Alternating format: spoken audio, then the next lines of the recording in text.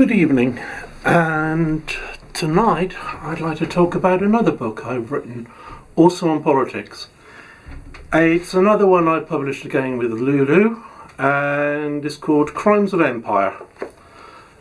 I wrote it in response, and it's very much an attack on the media and what we're not being told about Britain's foreign policy engagements. There is a great deal which the media omits or misrepresents, and I was asked to write the book by people who comment on my blog, Jacob Arbenz weblog, which is over on it's one of those published by hosted by WordPress, I should say. Now, one of the most notorious examples of this is Blair's Iraq invasion. We were told, when it all occurred, that it was about freeing Iraq from Saddam Hussein, who was a horrendous tyrant, and giving the Iraqi people democracy, freedom, and hopefully making their country just richer and better. And it was nothing like that. If you read, I particularly recommend you read in this regard a book by Greg Palast. He's a former Guardian journalist, Armed Madhouse, and he makes the case very, very strongly that the Iraq invasion was motivated not by any real concern for the needs of the Iraqi people, but simply so that Western multinationals could get their hands on Iraqi state industries, and primarily the American and Saudi oil interests could seize the Iraqi oil reserves. It's very much like that. It comes with, and the book comes with quotes from the main players involved and traces American, largely American, but also British and other Western oil interests in the Middle East, and the way they've controlled Middle Eastern politics since, for over a century, since oil was discovered out there in the 1920s. And then we had Tony Blair telling us, with his sexed up dossier, that Saddam Hussein notoriously, he had weapons of mass destruction that could be launched at something like 45 minutes notice or whatever it was. And that's just one example. I mean, there are many, many others. Another example is the revolution in Ukraine. We're told that the Maidan Revolution of, I think it was 2012, was entirely spontaneous. That it was the Ukrainian people rising up against a president who was far, far too much in league with the Russians, and that the people. This was a democratic, peaceful revolution against official corruption. It wasn't. It was very much the Orange Revolution was very much staged. It was orchestrated by Victoria Nuland for Hillary Clinton's, who was then the Foreign Secretary under Obama. Also involved was the National Endowment for Democracy. Now, the National Endowment for Democracy is a sort of private corporation to which the task of toppling foreign governments America didn't like was given after the CIA became too notorious for their coups, I think you call it. Health alteration committees was what they called the assassination squads. Yeah, that kind of dirty business. It also draws. The book also goes into Syria, Libya again. What has emerged in Libya? What has happened to Libya because we backed the rebels? All these peaceful moderate rebels who were all going to turn Libya into this kind of democratic paradise, who then turned out to be half of them are Islamist fanatics who brought back slavery. In contrast to Colonel Gaddafi, who, like Saddam Hussein, was a terrible despot and a mass murderer, but they were largely secular mass murderers. Gaddafi did use Islamist terrorists, but largely against his African rivals. He wouldn't allow them on his territory, and he was very anti-racist. So this is another country we've destroyed, again, largely because of geopolitical interests. No, nothing absolutely to do with saving the world for democracy. And it goes on and on and on like that into Syria today. And now I'll read you the blurb on the back cover. Since 9/11, the US, Britain and their allies have been fighting wars in the Middle East and the rest of the globe.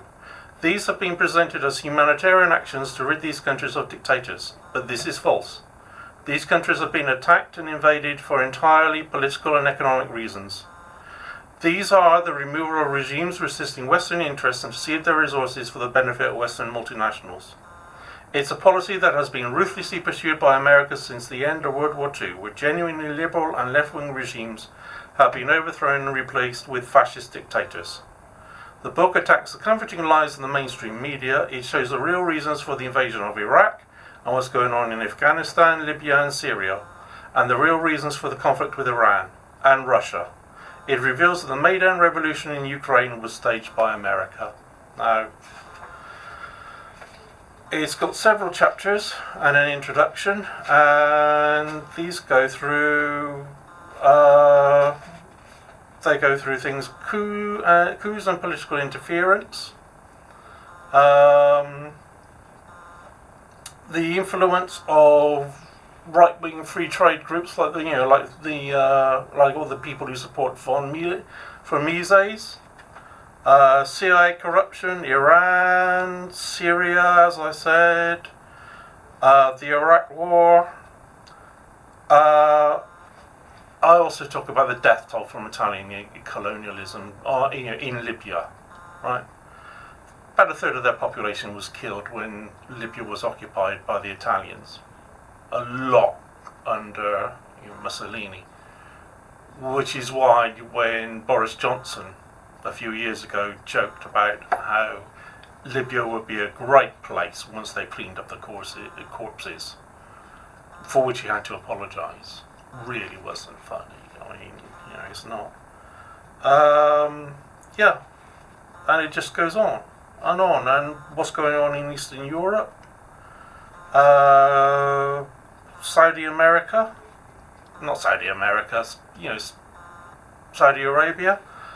and also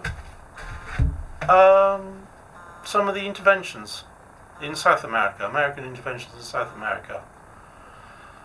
There is a list in there of the liberal and left-wing regimes that America has overthrown around the globe, all under the rubric of, again, freeing them from communism.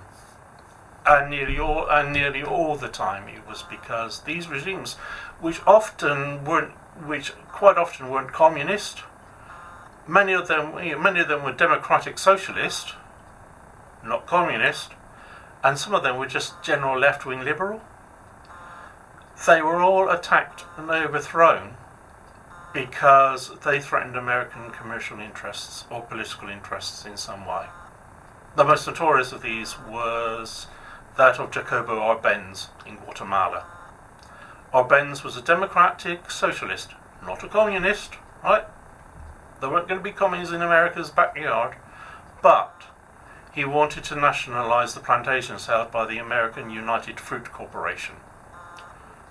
America immediately sent in the troops, overthrew Arbenz, and the CIA faked evidence that this was about protecting America, freeing the world from communism.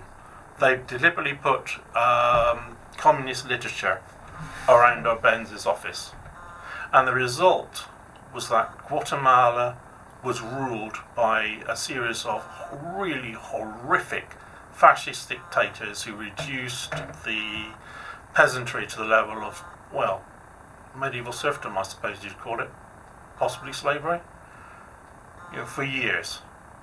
And that's just one. I mean, I took that list from William Blum's book, Democracy, America's Greatest Export. Now, William Blum used to be a CIA man until in the late 1960s he realised what the CIA was responsible for, and then he became very much opposed to it. The poor fellow passed away recently. I think he passed away at the end of last year. He used to have a website called the Anti-Empire Report. I don't know if that's still up on the web. His books should still be in print. I mean, I'd be surprised if they were. I'd be surprised if they weren't. Democracy, America's deadliest export is one. Another one is Freeing the World to Death. All his stuff is worth reading. Now, I've also drawn on some of the reports that have been coming out on the alternative left-wing media on the internet. News agencies like Novara, Democracy Now!, which was hosted by, I think, it was one of the Latin American alternative broadcasters, hosted in Caracas, as well as RT. Now, I know RT is Russian owned, but I think it does a service in presenting. I think it does a good service in presenting news with a difference, and that. It needs to be taken with a pinch of salt and skepticism, but all news needs to be have that done. And there are also other very excellent blogs and websites worth looking at. I watched for American news and the alternatives of the Young Turks. The Young Turks, the Jimmy Dore Show.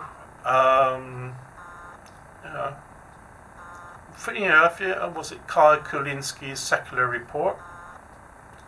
And very, very much like those.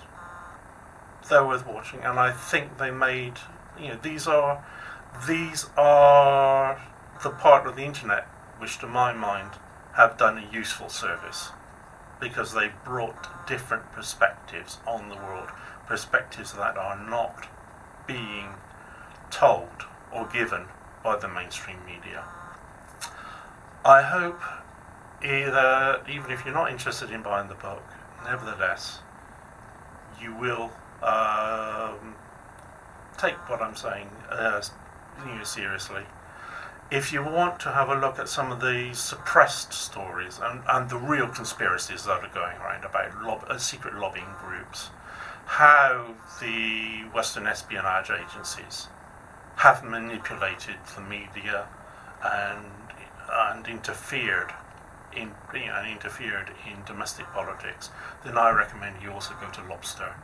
It's been going since the 1980s, and it's set up to investigate real deep state politics. And when I say deep state politics, not the nonsense Donald Trump talks about, or those idiots who believe that there's some kind of vile Jewish conspiracy going on, or the world is being run by reptoid aliens. None of that nonsense. Anyway, thank you so much for watching, and have a good evening.